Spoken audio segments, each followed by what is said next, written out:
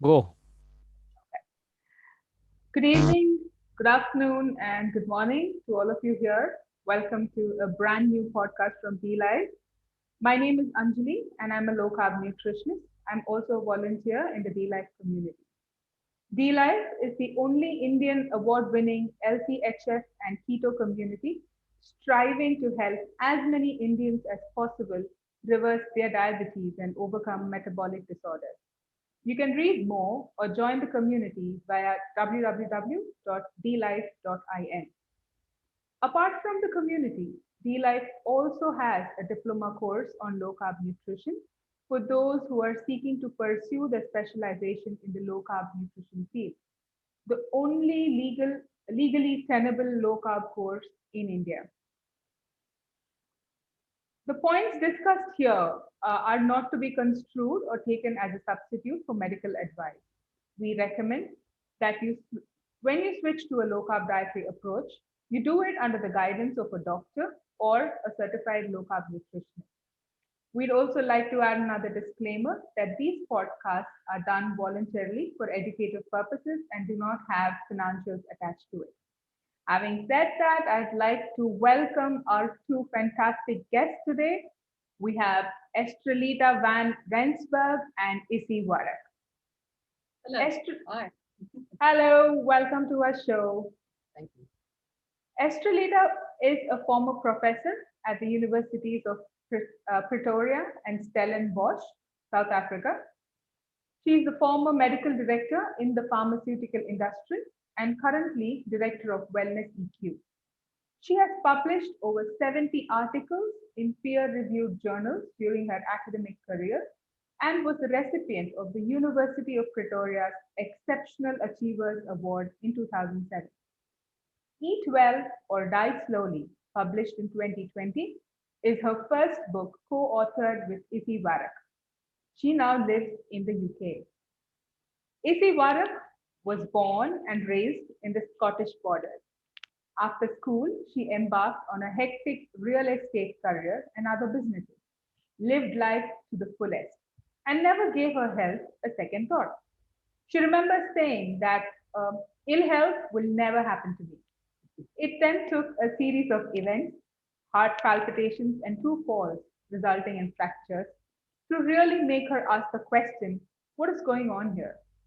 It was a real wake up call. With co author Estrelita, she became interested in nutrition and developed a wellness program that made a remarkable difference.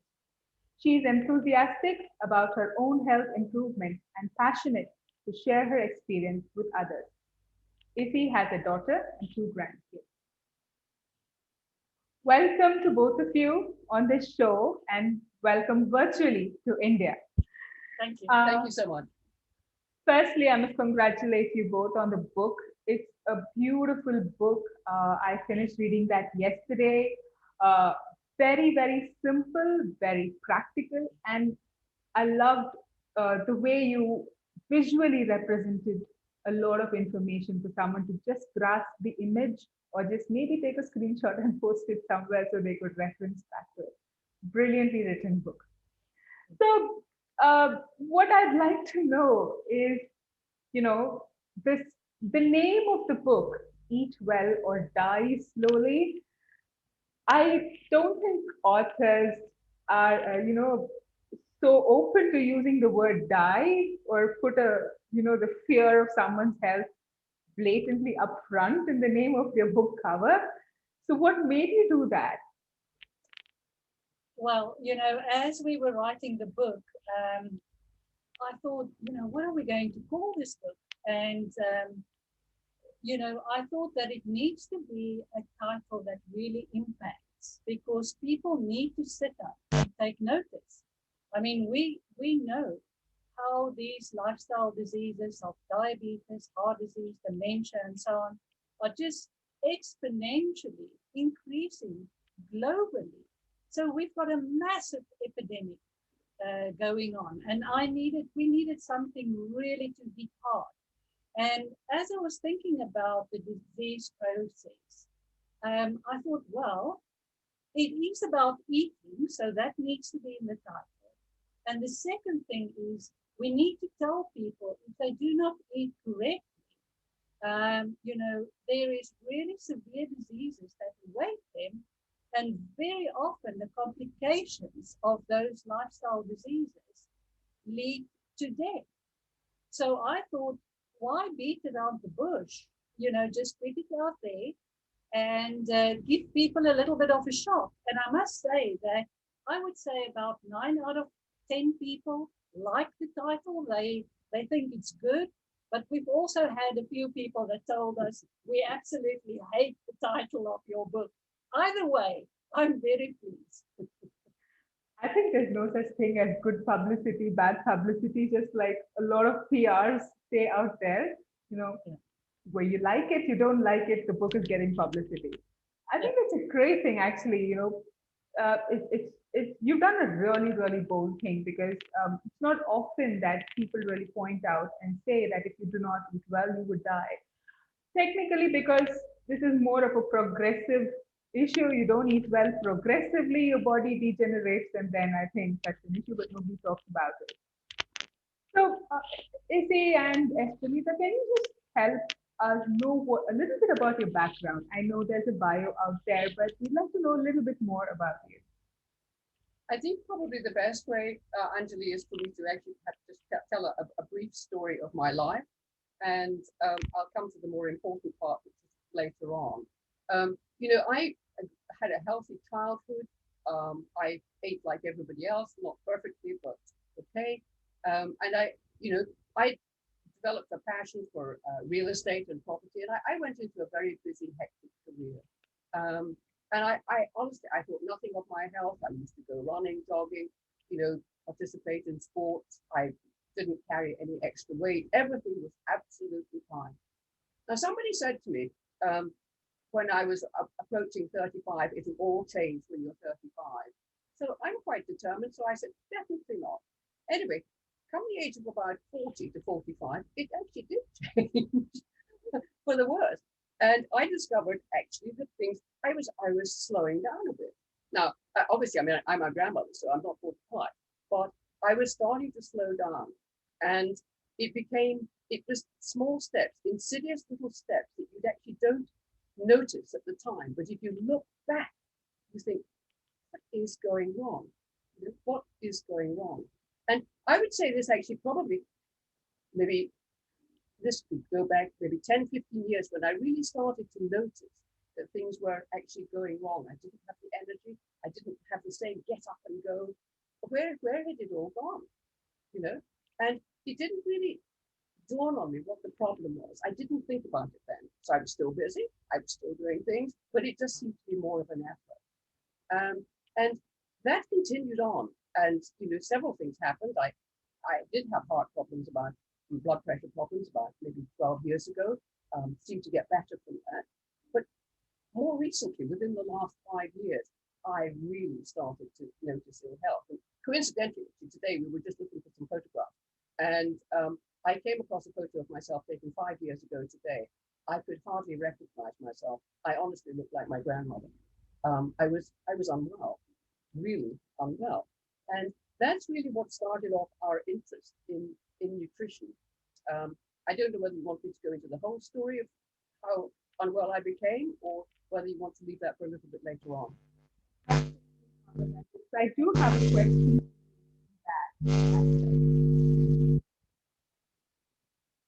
So we'll take the rest of it. I said we'll take the rest of it a little later, because I do have a question specifically on that. Yeah, okay, great. How about you, Estrelita? Yes, so I studied medicine in South Africa, and after that I specialized in virology. So I'm actually a virologist. And for many years I was in academic medicine. I did a lot of research. And in those days, we did a lot of work on HIV. Obviously, you know that there's a big HIV problem in Africa and Southern Africa. So we did a lot of HIV vaccine research and so on. After a while, I thought, okay, that's great. I've had the experience, but I wanted to do something else. And I thought it would be a good idea to go out into the corporate world. And that's when I took a job in the pharmaceutical industry. And that brought me over to the UK. And it was actually very valuable experience. I was able to travel the world and work with many pharmaceutical companies. So I understand what is going on in that industry very well. And then about 6 years ago, I decided that's enough. I needed to change as well because I could feel that my health was being impacted. Very hectic life, no time for eating good food. Always buying food, eating in restaurants, and so on. And unfortunately, later discovered that that's not the healthiest option. But what really made me sit down and think for a moment was when family and friends started getting really serious health issues. My mother suffered a very severe stroke and she died after about 9 months. And I thought there is something that we should be able to do for ourselves to live better and more healthily. And I was never interested in nutrition, but I thought, let me just start and read a little bit and then I can move on to something more interesting. The issue was that I realized soon after I started reading about nutrition that there's a lot of disinformation out there. And at first I thought, oh, it's a bunch of weirdos that have all these funny ideas. But then when I started reading the research papers, I realized that we've been misinformed all our lives. I mean, in medical school, we all learn about the physiological processes, glycolysis, the Krebs cycle, and all of those. But as soon as we moved into clinical years, everything changed. And they started giving us all this misinformation about, fat is bad for you, cholesterol is bad for you, and all the misinformation about diet, which we believe. And I believe that. So I really became angry about it. But anyway, Izzy and I then decided to put together a program based on the low-carb principles. We went on it ourselves, and after a few weeks, we couldn't believe the difference in our own lives. And we then put together a program, and we started talking to people, and people started joining our program. And we have something on our website now that's available globally, and we've got people in different countries, in South Africa, Australia, and America, and here in the UK, that's joined us and can benefit now from understanding what is healthy eating. Awesome. In fact, I think that was one of my questions because we have so much of science, 50 to 60 to I think I would say 70 years of science that has been talking to us, telling us fats are bad, sugar is not a problem, and be moderate, know what to do.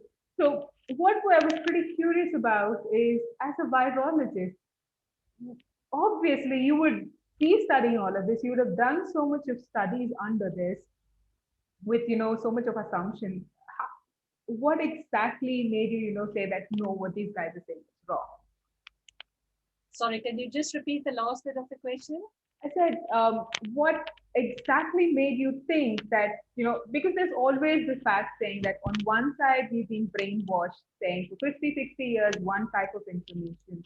And then suddenly you do another set of research and you see another kind of information on the low carb cycle and the low carb diet and how it's healthy and all of that. What actually made you accept the low carb over that's a very good question, because when I started reading about nutrition, as I said, I was really not interested in nutrition.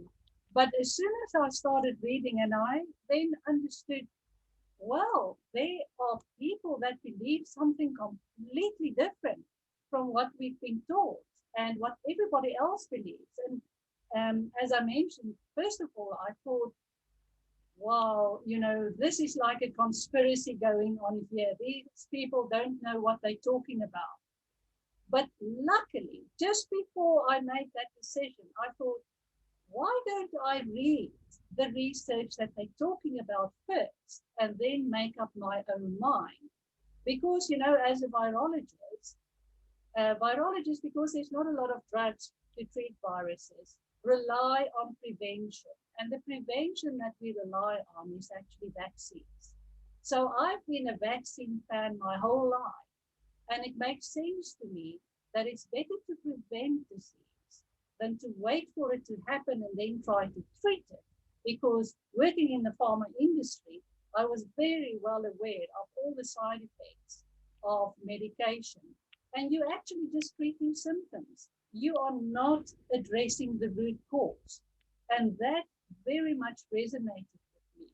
And that's when I then went into the research and saw, my goodness, this all makes sense. It's based on facts, not false information, but real good information.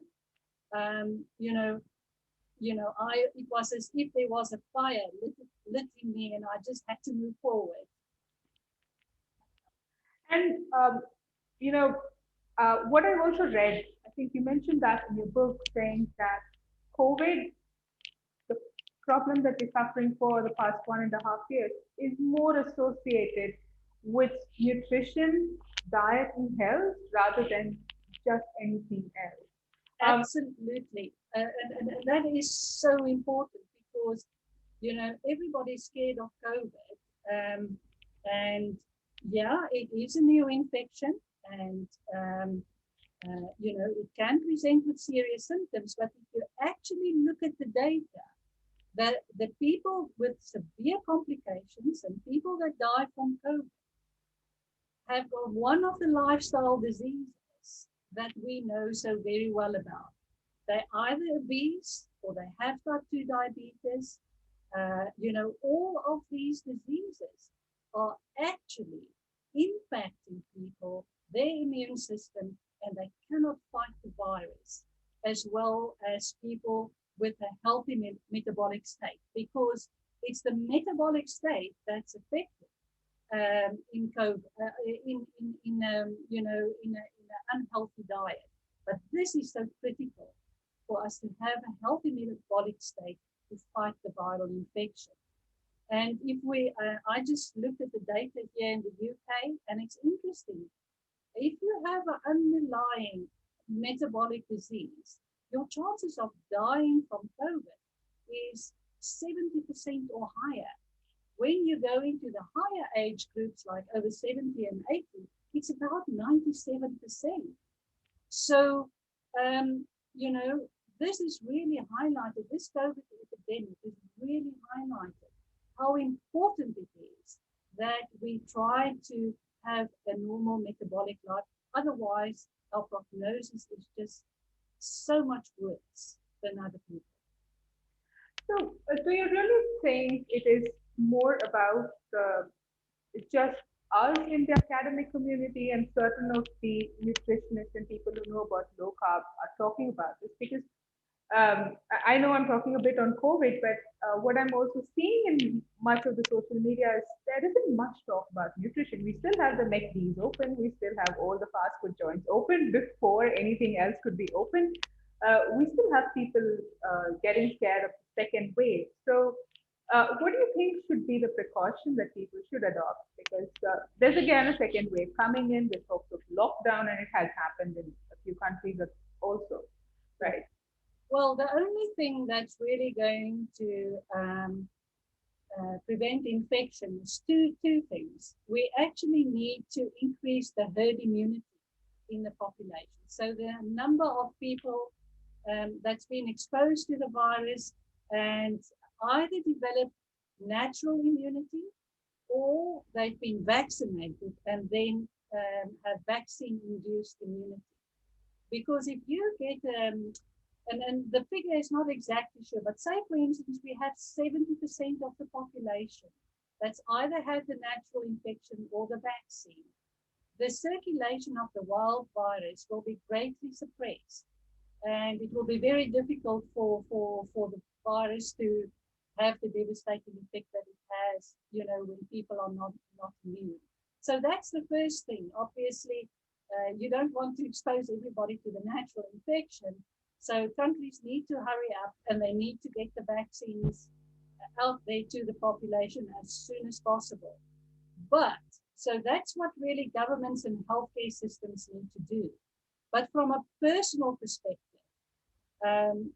what we can do to protect ourselves, obviously, there are rules, social distancing, all of those things we need to do. But think about your metabolic health as well, because we can all do something about that. We can all make sure that we eat healthily so that we can change if we know that we've got diabetes, or we know that we've got high blood pressure, or we're obese. There's something that we can do ourselves to improve our life. We need to really focus on nutrition, eating food, because that's the only factor we can control in our homes, right? Yeah. Okay. So, a question to both of you. While you started writing your book, or during the phase before that, before you started your research, there's so much of dogma around fats and sugars and carbs. So, what's your thought on that? There's so much of conflicting information around fats. Even recently, I had a few nutritionists saying, not so much of fat, it's so bad, you're heading for a heart attack, and so on. So, what exactly do we, where do we stand on that? What's been your learning? Okay, let me first of all say that probably in about 1992, I was told to follow a non-dairy, low-fat diet. 20, I don't remember how many years ago that is, 29 years ago. And, I did do it, sort of, I changed to soy and almond milk, and I cut down on cheese. I didn't cut down totally, but I did, and I followed the low-fat principle. And I just got worse and worse and worse and worse. And when we adopted a low-carb lifestyle, I found it actually quite challenging mentally to adopt a higher healthy fat intake. It was hard because, for years I'd been told, you mustn't do that. And I found within weeks that actually nearly all of the symptoms that I'd had, which I didn't realize I had, like brain fog, that was a big one with low fat, brain fog, headaches, just not feeling well, greatly improved. So I'm not coming at it from a scientific point of view. I'm actually just telling you exactly what the problem was. And since adopting, a low carb, healthy fats, I just haven't looked back. I just haven't looked back. Yeah, that's a good practical example on exactly what you're telling. What the question is, where does it come from? Well, that's a very interesting question, because the whole fat story started just after the Second World War. And there was an American guy, Ansel Keys. He was a professor of physiology at the University of Minnesota in the US. And he furiously promoted this theory of saturated fat and cholesterol causing atherosclerosis and heart attacks and all the bad things that can happen to you. And he also presented data, and it came to light actually that he actually cherry-picked data to show that heart disease was related to the diet. Actually, he didn't present all the data correctly, and years later, when they looked at the data that he reviewed, they realized that if he actually included all the countries, that there was data available, it would show that there was a negative association between saturated fat and heart disease.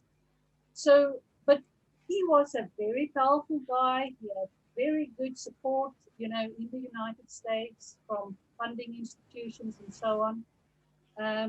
And these principles that he supported actually got written into the American guidelines for healthy eating. And that was subsequently, after 1980, adopted globally.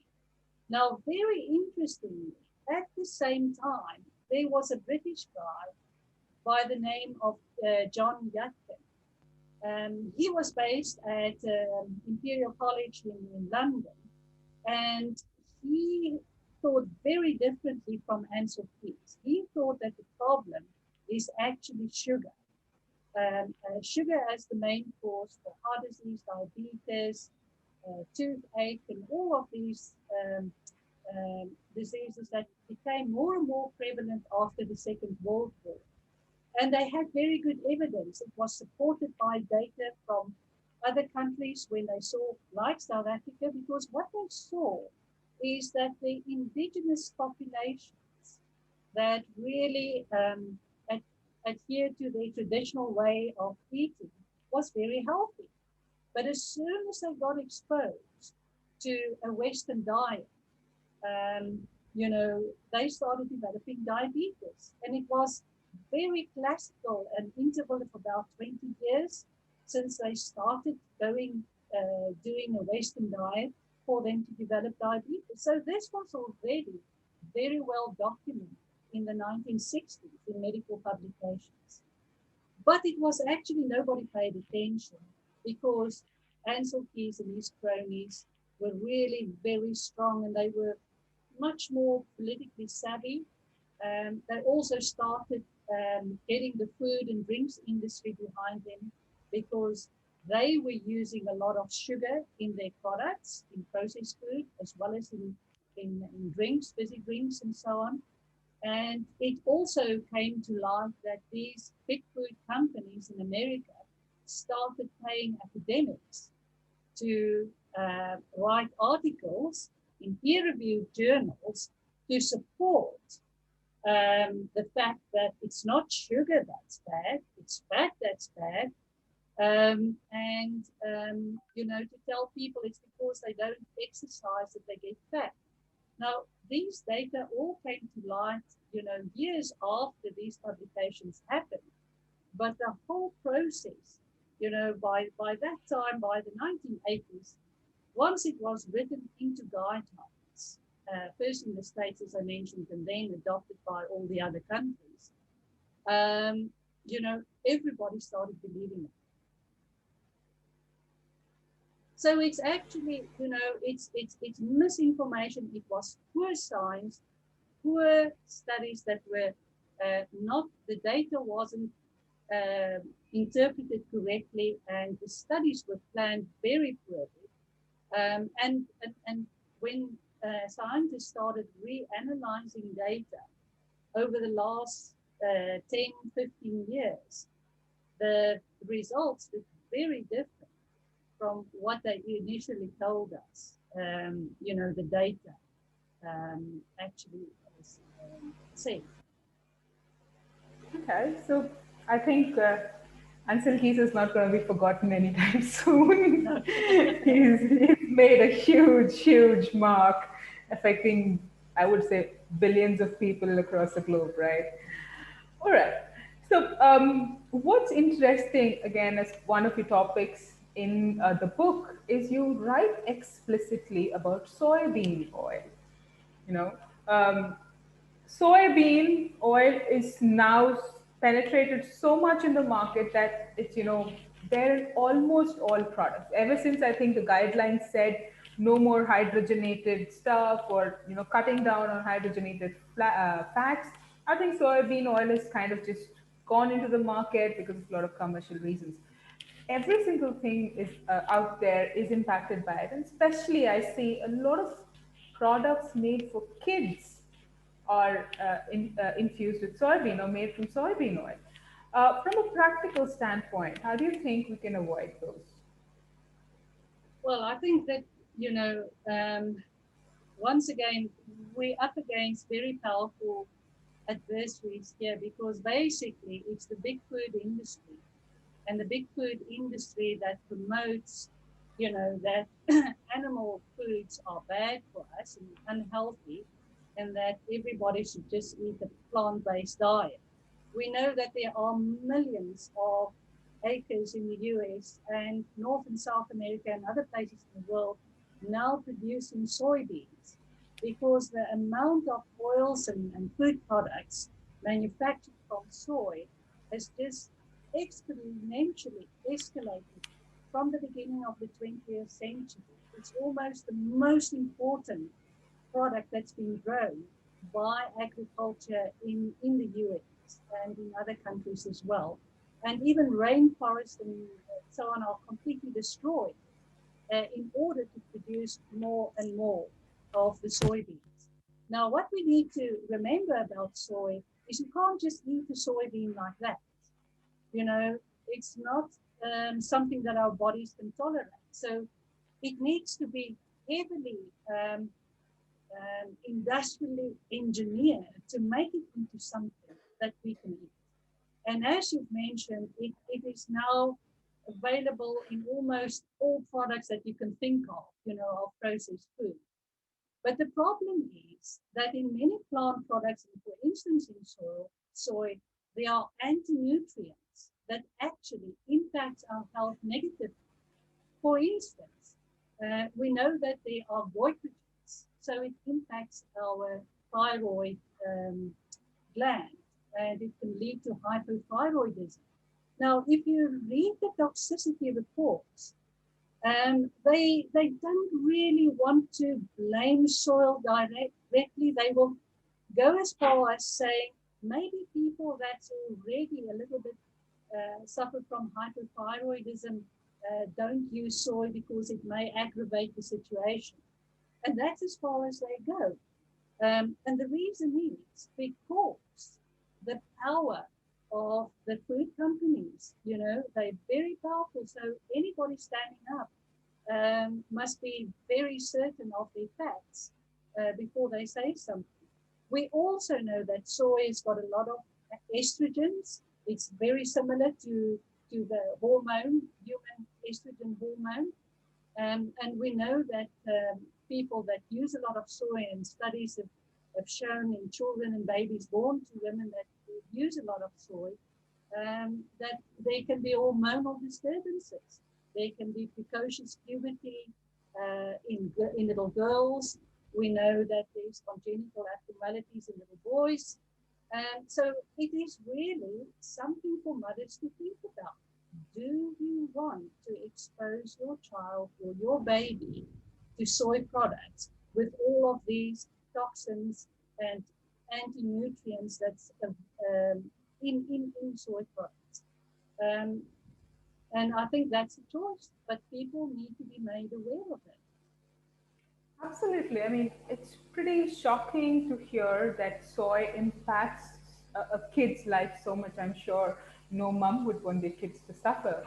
So I think definitely this soy message has to go out pretty strongly, because I don't think there's any product out there that is not made with soybean oil today. And I also have been reading quite a few research papers, or just reading some incidents and articles. It's real explicitly say how bad soybean oil is. So very, very interesting. Thank you so much for that bit. I don't think it's easy to find that kind of a point in most of the other books. It's very generic. They speak quite a bit about a lot of other things.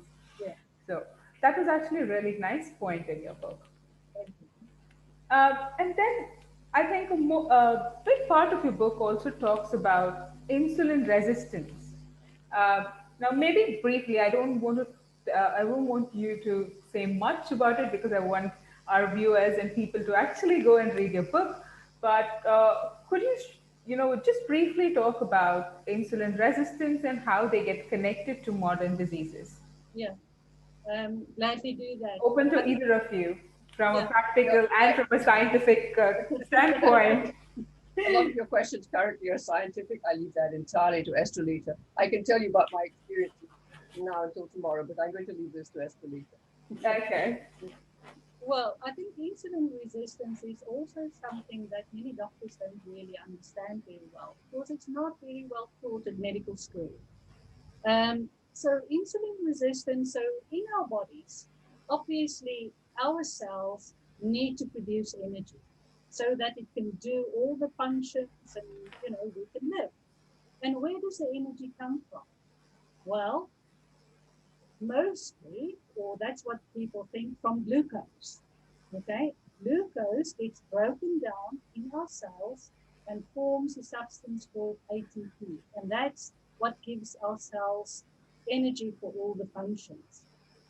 Now, the thing with glucose is that for glucose to enter our cells, it cannot do it by its own from the bloodstream after we've eaten a meal. So let me just say what gives rise to glucose. Glucose is really something, the breakdown product of carbohydrates, right?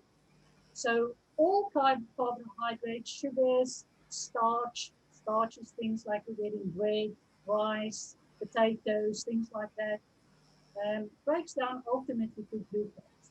Glucose needs a hormone called insulin to enter the cell. So it like takes the hand of glucose, takes it into the cell, and then the chemical process. But what we've realized is that for people that eat a lot of carbohydrates, obviously there's going to be a lot of glucose in the blood, and they will need a lot of insulin to process the glucose. But if you keep on following a high carb diet for many years, something happens in your body, and they call it insulin resistance, meaning that insulin is no longer functioning so well.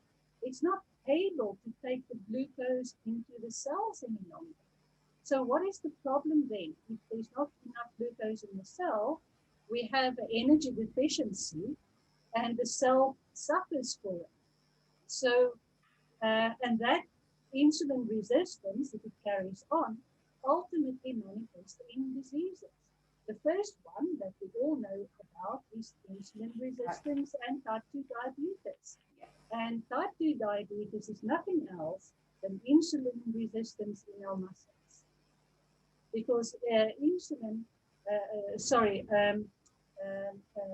excess glucose is stored as glycogen in our muscles.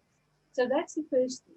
The second thing is, and this is what many people don't realize, that dementia is actually also called type 2 diabetes. It's called diabetes of the brain, because if glucose can't go into our neurons in our brain, the neurons die. And if it's and typically dementia affects the neurons of our hippocampus, and this is where our memory is stored. So that's affected first, and we know with people with dementia, that's what goes first is the memory, and so it goes on. The organ will have different symptoms like polycystic ovary syndrome, giving rise to infertility in younger women, which is becoming more and more prevalent these days.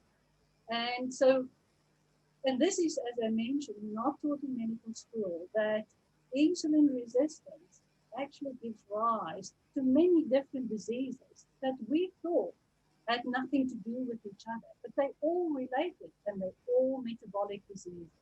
I don't know if that answers the question that you had. Yes, it does.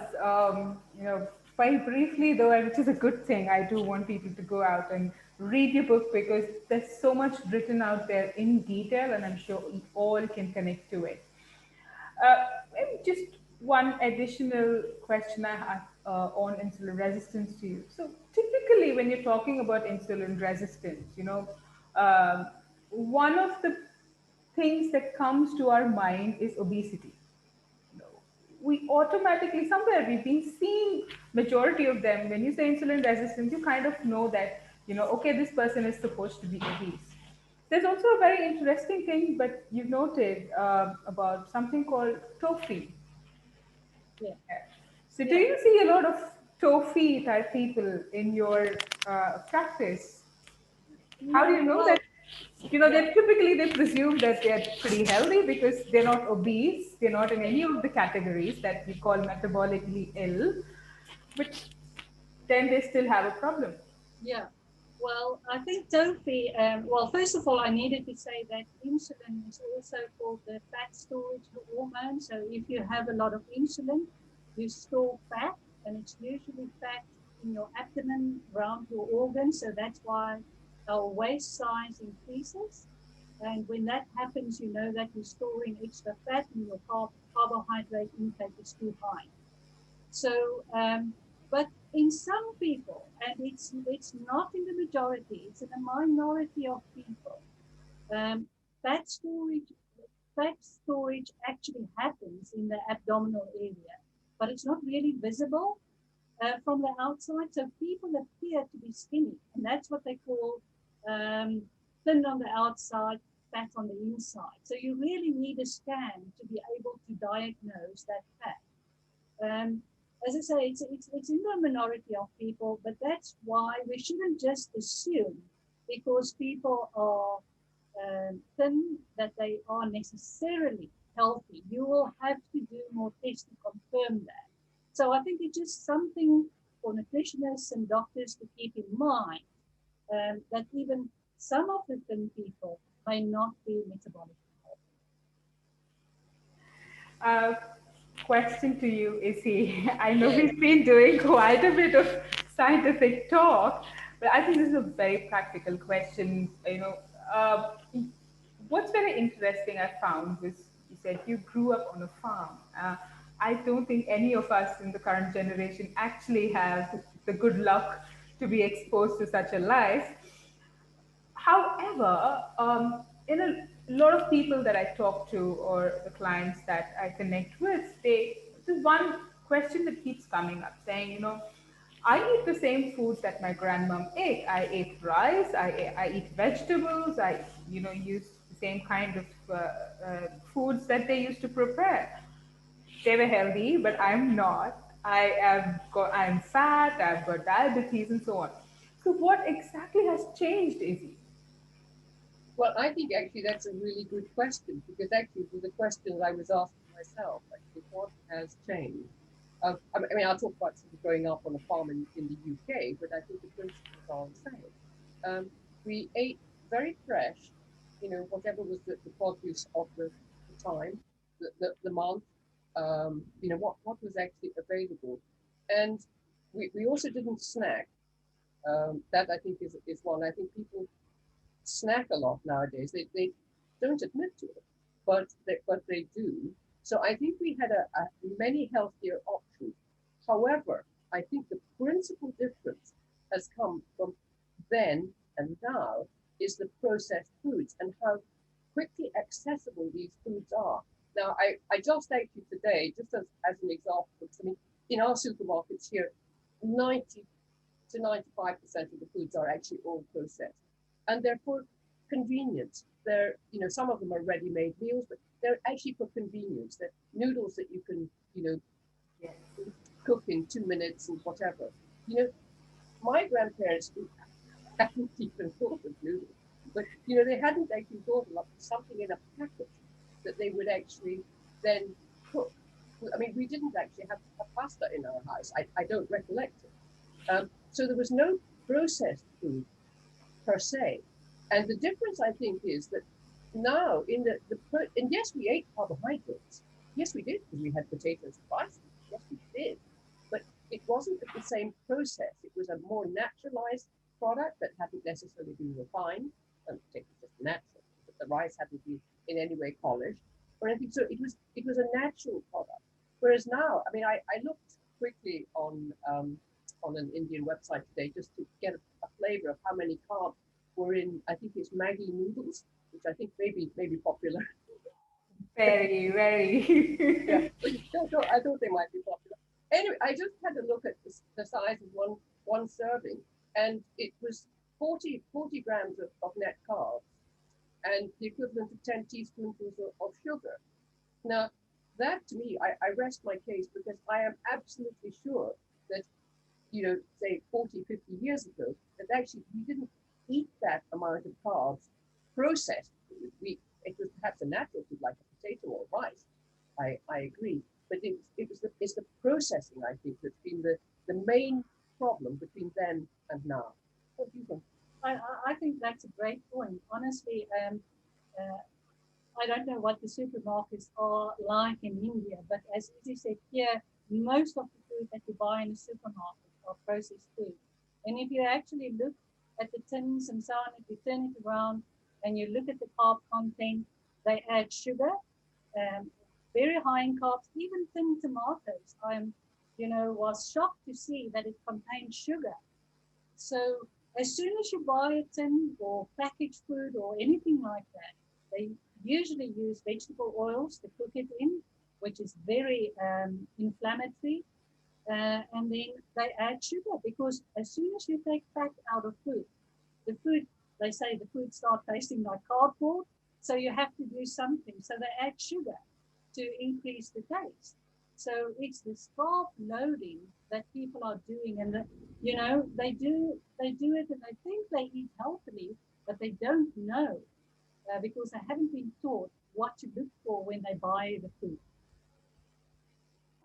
Um, I think when you mentioned Maggie, I would say that is the staple food for many of the folks in college, the early 20s, and people who just stepped out of school. So I, it is. I think India is not, maybe not, the supermarkets are not exactly like how it is in the UK, but we're slowly going there. It is like somewhere the people feel that we need to catch up to all of those fancy supermarket food and give up our fresh food, and therefore we're also slowly going there. Yeah, I think honestly that the principal difference really is the fact that actually things are much fresher. I mean, yes, of course, as I say, there was rice and things, but now there's so much processed food, and we think of that as being normal and thinking actually that's how our grandparents ate, but actually it's not.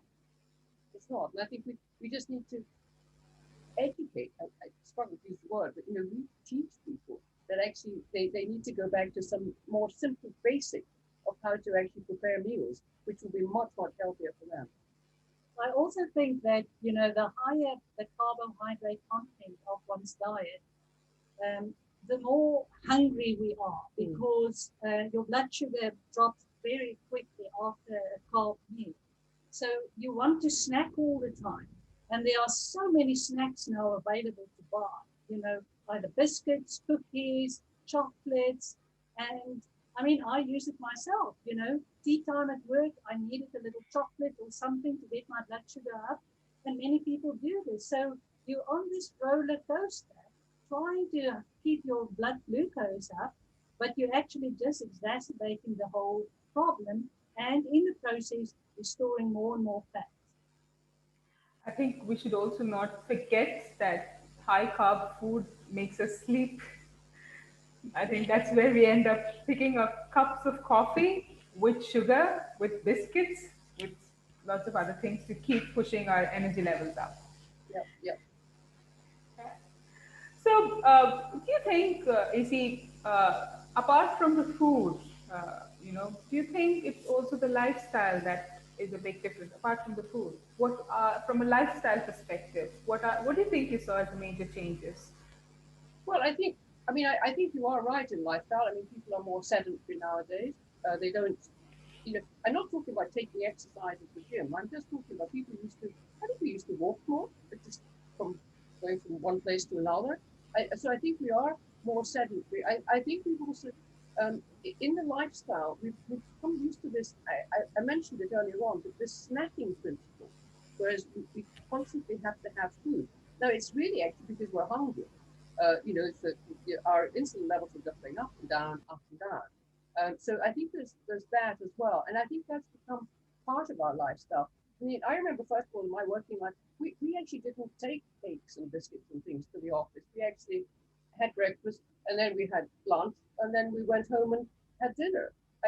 But now I think people, they have something on the way to the office. They have something when they arrive in the office. They have something in the in the middle of the morning. They have something at lunch because they're hungry, and on it goes. But in the lifestyle aspect of it, in my household, it was quite strict, I admit, but we only had we had 3 meals a day, and that was it. And we maybe had a cup of tea or something in the middle of the morning, but we were on a working farm, and occasionally I seem to remember a biscuit, but we didn't eat a lot of things like cakes and stuff. But I think the lifestyle was very different, because all the food required to be prepared. But I think we also took more exercise, but it was more natural. It wasn't sort of going to the gym and pumping iron, although that's good for one. You know, it was just more of a lifestyle. It was also, I think, it was an easier pace. There wasn't so much stress, and stress causes overeating. There's no doubt about it. I'm sure of it. So people had an easier, more relaxed lifestyle, and also there wasn't so much television or Netflix or whatever one watches. So there wasn't the opportunity to actually sit down and just, you know, vegetate. There wasn't. So I think today the word boredom is somewhere connected with snacking. So we're Yes, bored, we you just reach reach out. out. Yes, you reach Yeah, out you for a reach out for something. Absolutely, I completely agree with you. Yes, you just don't want to have that moment of peace. You want to sit. You're sitting quietly, so you need something to snack for your mind.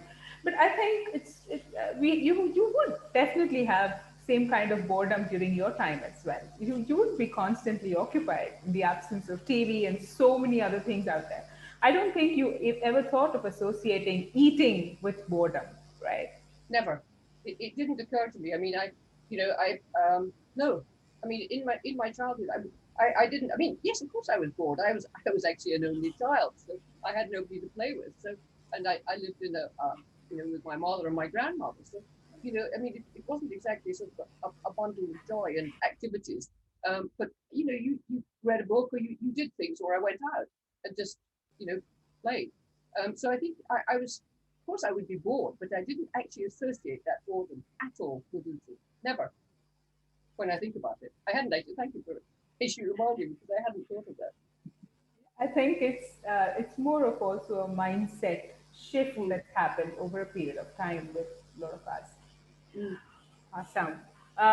So I know you haven't visited India much, but sure, as part of your research, you would have seen quite a bit about our statistics, or you would have, read up a few things. So, what is your view about our dietary pattern? And though we shouldn't be proud about it, we do hold the diabetes capital status. Yeah, I know. Something that we yeah, actually shouldn't be proud about, but yeah. then we are there. So, what's your view about it? Yeah, obviously, you know, we know about the diabetes problem in India, which is absolutely massive. We had a quick look today at the guidelines, the dietary guidelines for India, and I think my summary would be that it's a high carb diet, like the standard American diet, the Western diet. It's even promoting the use of raw sugar. I didn't calculate what the percentage of carbohydrates uh, is if you analyze the whole, you know, plate. But I know that here in the UK and the US, about 65% of that plate is carbohydrates. And the fats that's recommended here is low fat. And I'm not sure if in India they also recommend that you take low fat products. I don't know if that's.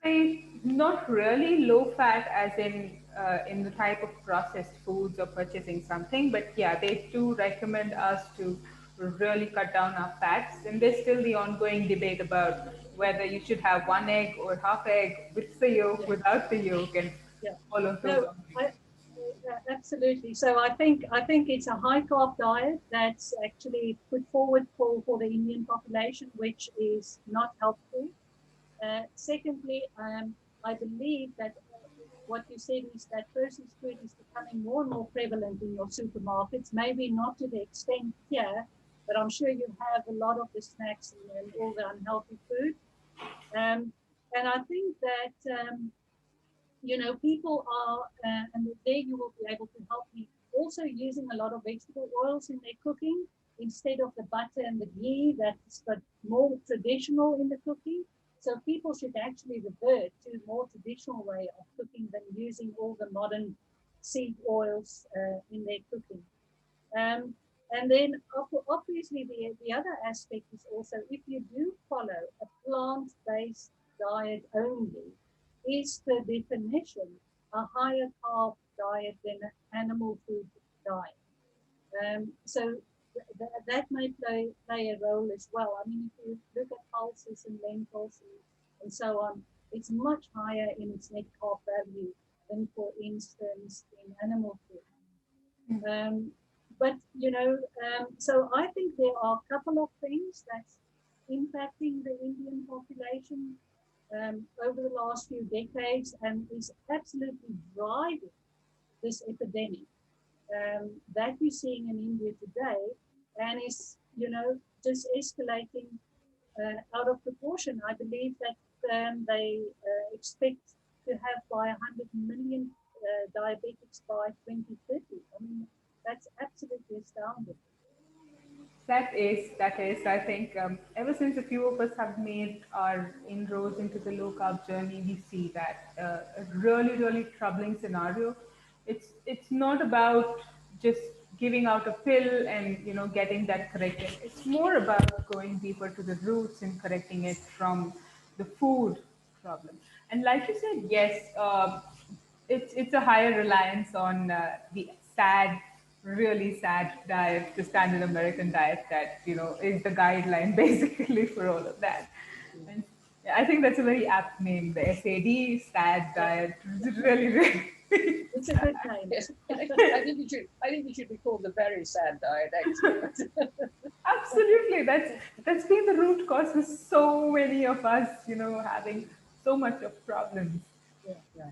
Brilliant. It was lovely, lovely chatting with you. I just have so many about questions. I don't have anything more. Is there something that you would like to share or ask us? Something that you'd like to know from us? Well, I would like to know if there's a movement, among the medical community to start to recognize it. And I would like to know how difficult is it to get the message to GPs and practitioners to not think about diabetes just as something that they need to treat with medicine, but that they can actually suggest a different diet to their patients to try to divert to diabetes. What's happening in India?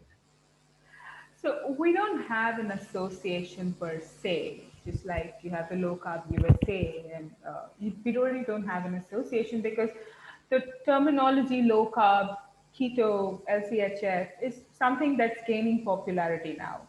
I think in the media you would see a lot of keto more from the celebrity diet standpoint, and therefore everyone wants instant results. Yeah. But otherwise, things are actually moving, and I think that's where D Life as a platform, as a community, plays a pretty big role because it's a community. It started off as a community only for diabetics to help them overcome, and we've got nearly 300 plus success stories out there. People who overcome not just diabetes, but we have a few people who overcome PCOD, PCOS issues as well. Uh, but it's slowly making inroads. As a community, we are hoping to make a bigger impact, reaching out to doctors. We have a few doctors as well in our community who are aware of diabetes and that connection to low carb and how it works. In fact, there are a handful of doctors who do prescribe. I mean, I know one in Chennai, the city that I live, where we have this doctor who the minute he diagnoses you as a diabetic, he immediately puts you on to the low carb diet. He's got a he's modified that to just the way you have created a program. He's got a program based on the low carb principles, and he puts people onto that, and he does not prescribe them medications at all. So yeah, we do have a handful of doctors here, there, nutritionists. There are just a few of them who believe in it, but they're more on don't get into the keto unless you're with, unless you're doing medically supervised, you've got the right guidance. I think the challenge is also that we are a highly vegetarian country, so we depend on plant food. So consumption of meat to the extent of the non-Indian population is not so much as well. And so, but we're slowly making inroads. Every time we talk, we connect to people like you. We put our podcasts out there. We connect with everybody. We talk to them. We keep putting in points out there so that somewhere we would, people start realizing that they've been living a fallacy with the low fat, high carb dogma that people have been drilling into their heads. So it's all a fallacy, and none of that is actually true. Well, I think it's excellent that you've started something because you have to start some way. So we Absolutely. can only applaud you for having made that start. Thank you so much. And I think I should actually be personally thanking D-Life as well, because when I started my low carb journey, it was more as a research for my food startup. And I was struggling all along with not much help, doing a lot of reading and researching myself. But I did see that the kind of results that it showed on me, I really wanted to go and help out people. And there wasn't any course that actually helped me. I don't have a nutrition background, or I don't have a scientific background, so I was sure that people from that community would obviously ignore me or set me aside. So I think DLAS has done a commendable job in bringing out a specialization in that, a diploma or a legally recognized graduation in a specific area, so that people who are interested need not go through the entire 5 or 6 years of a nutrition course, but they could just study this and still understand majority of what nutrition is all about. So, Yes, it's interesting. I mean, I can't. I probably about three nutritionists who've all advised me different things. None of them have ever actually advised me about low carb, and all of their advice actually has been incorrect, including the use of soy. So, I mean, now I have Hashimoto's. So, I think to focus on the low carb, and just step by step.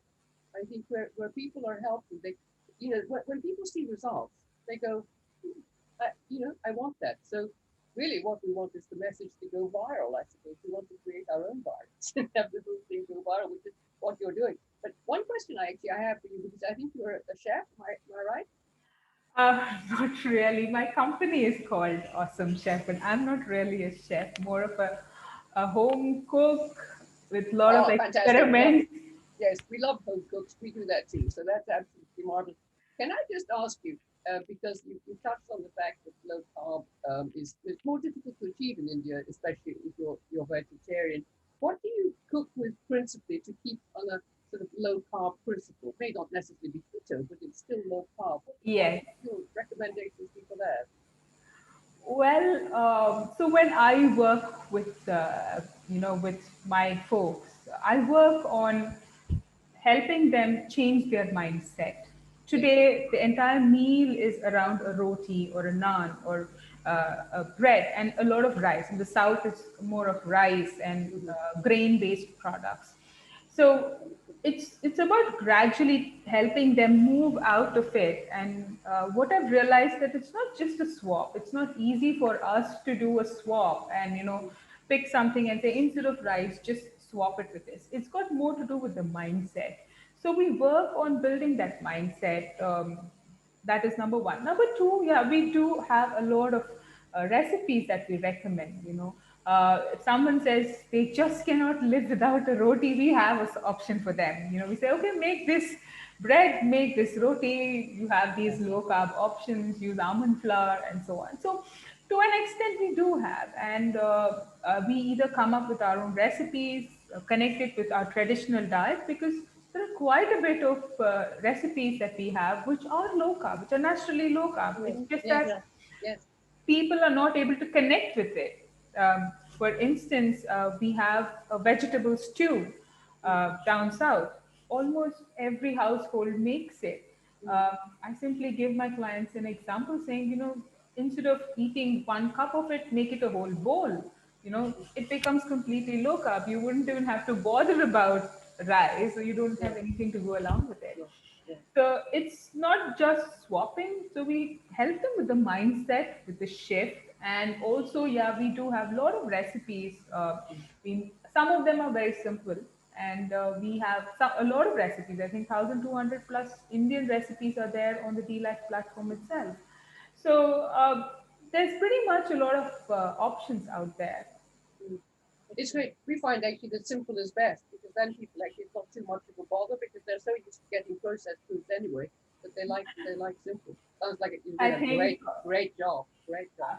In fact, when you say simple, I know a lot of people who come back and say, cooking on low carb is so easy. I have less utensils, I have less washing. Yes, I don't need to do anything else at all. I save so much of time. So I know. I I think know.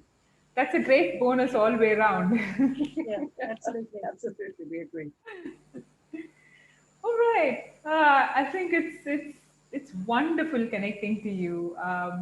Maybe I'd like to call on Anu or Shashi to kind of just share a few thoughts, to share a few words before we Oh, close this. of course.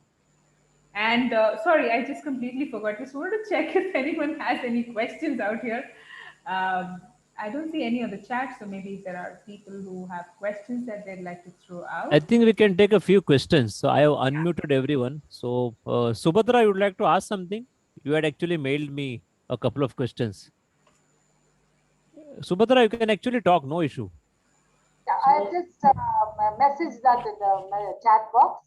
Yeah, she's been diabetic for 20 years and LCHF from 2015. And she's been on an intermittent fast, 16/8 from 2019. What is your advice on fasting? What kind of fasting you recommend? 36-hour fast once a week or 7-day fast once a month? So what she Well, means is, yeah. yeah. I was on, initially I started this LCHF in 2015 and where I lost about 17 kilos and gave up 4 shots of insulin. And then I was not on medication, but my sugar levels were still in the range of 9. So then suggested to take a low dose. I took Foxiga and I'm on Januvia also now. But I've been doing 236 and a few. I don't mind doing 7 days extended fasting. I have done many like that, but still my sugar is not under control. I've not reversed completely, Yeah. but I'm on it always for the last 4 days. Well, what I will say about that is what we often do when people don't lose weight or their blood sugar stays high is to ask them to give us a 3-day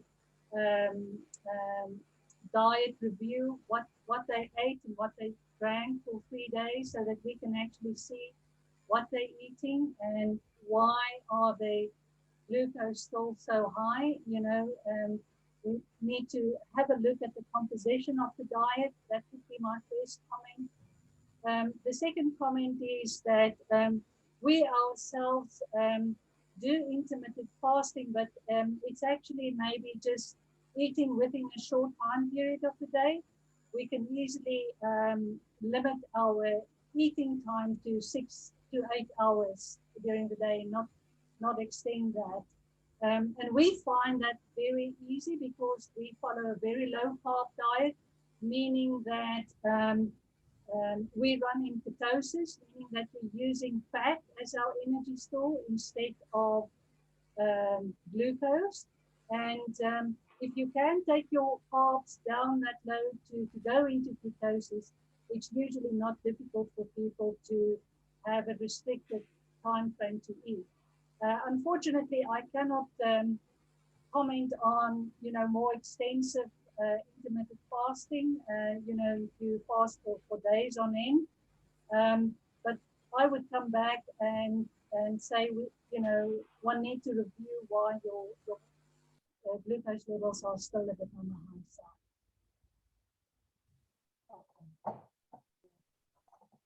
Subhadra, I hope that helps you, that answers your question. Yeah, thank you. I am under 50 carbs.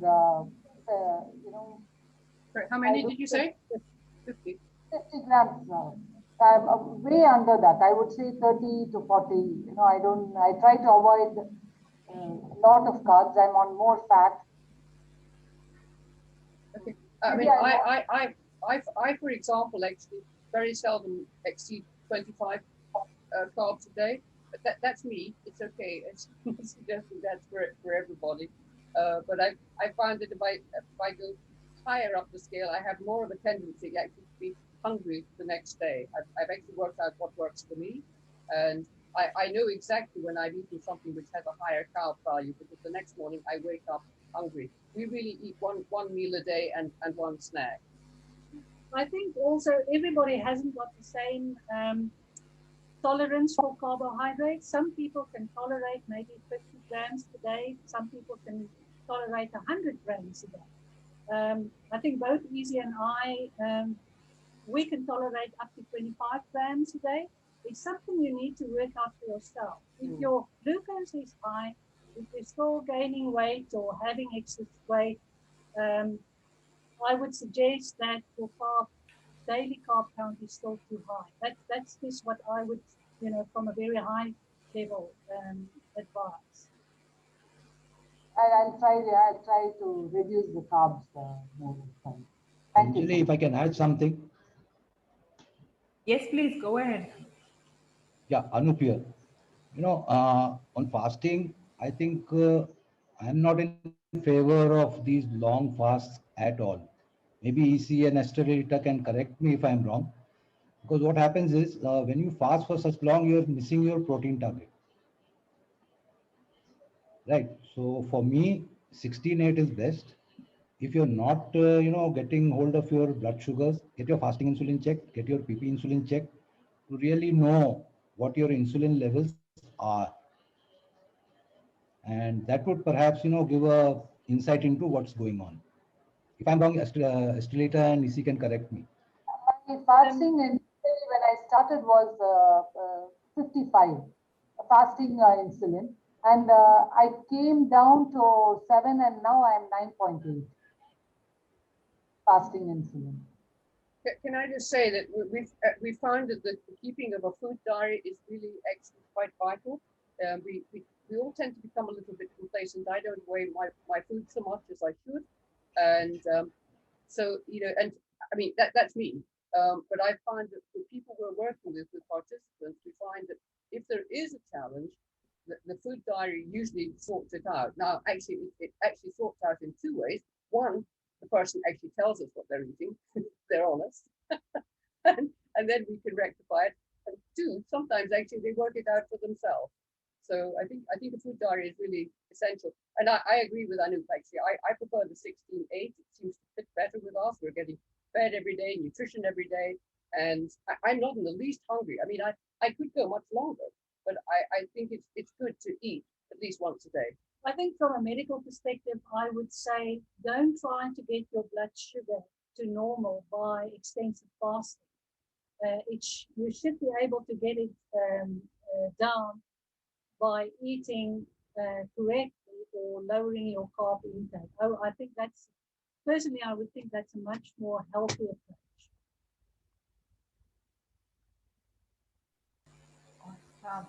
Yeah, Anjali, just a minute. Subhadra, if you ask me, as Anup said, even I am not in favor of very much extended fasting, especially for diabetics. I'll prefer this very short one.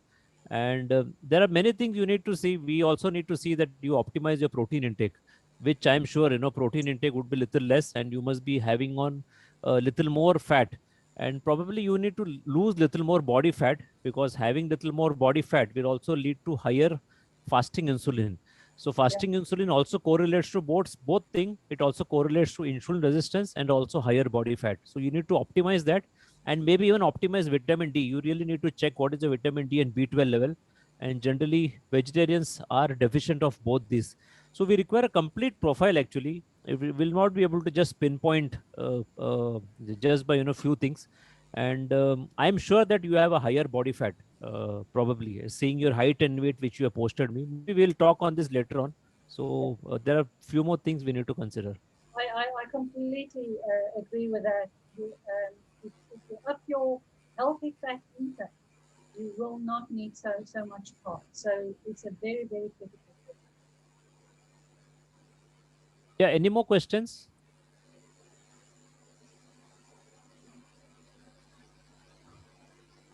Okay.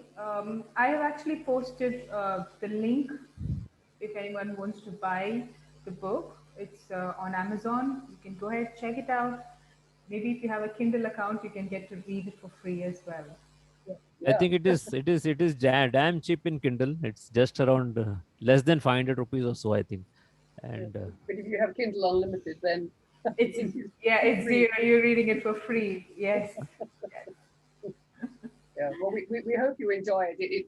As you said at the beginning, it has a lot of really interesting illustrations. We designed it specifically so as it could be read by everybody, and not just people from a scientific background. People from a scientific background will love it, but you know, I can read it and actually understand it, which is important.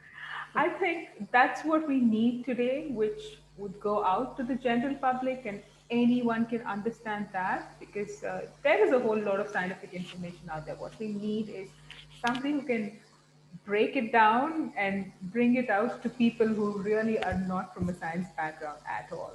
And That was our entire message, was to actually break it down into small bite-sized pieces to give the fun, bite-sized pieces so people could understand the information and then use it for themselves and their families. I think you've done a great job. Brilliant. Thank Once you so again, much. congratulations on that beautiful book. I think I will definitely, I have been, the past 2 days, I've been talking about this in quite a few of the communities that we are on. So hoping that your book really, really reaches the success that you're looking for. Thank you. So I think we come to an end. Anu, Shashi, would you like to add in a couple of words before we close? Yeah, it was really, first of all, we want to thank Estralita and Issy for appearing in DLF in channel. And somehow I never knew about this book, and it's only after you proposed this podcast, I came across this book. Really wonderful. And what I find it is very simple and very lucid language that a lay person can really understand it very well. And really happy to know that you are also from pharmaceutical background, Estralita. So so Yeah, we so we understand both sides of the coins. Even I am from pharma industry. Yeah. Yeah, you So said. Yeah. so really happy, and we will keep learning a lot from you in coming times also. Well, we'd like to thank Yeah. you very much for the opportunity. We were looking forward to it. We really enjoyed it. So thank you, because it's been a pleasure actually working with you in the run-up to this and also during it. So thank you very much. Yeah, and thank you very much. We understand a little bit more about India and your food habits and so on, and it's fascinating. Anup, you like to say something? Anup? All I can say is thanks a lot. Thanks a lot for educating us. And it has been a wonderful session. And please do join D-Life. We'll upgrade it without any issues, so that you can also, learn more about what we do.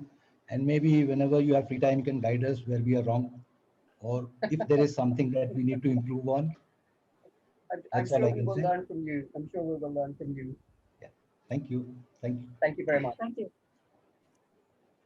So Anjali, you can propose a vote of thanks. I think Shashi, you and Anup have done a good job on that. But yeah, I really did enjoy this talk. Thank you so much for joining us. And hopefully the next time you visit India, you do it for a longer period and not just a short stay. You get the chance to explore the cultural diversity that we have and get to know more about our people and culture out there. We'd love that. We'd love Thank that. you. We were just talking about that this afternoon, so we would absolutely love that. Thank you very much indeed. Thank you. You're welcome. And you actually now have a lot of friends in us. So Yes. anytime you need any help, any information, and you want to know you want to come over to India, we're there to support you. So we'll actually look forward to your visit that way. Yeah, it's getting better and better every minute. Thank you very much. Thank you very much. Lovely, lovely. So I think we can close our recording for now.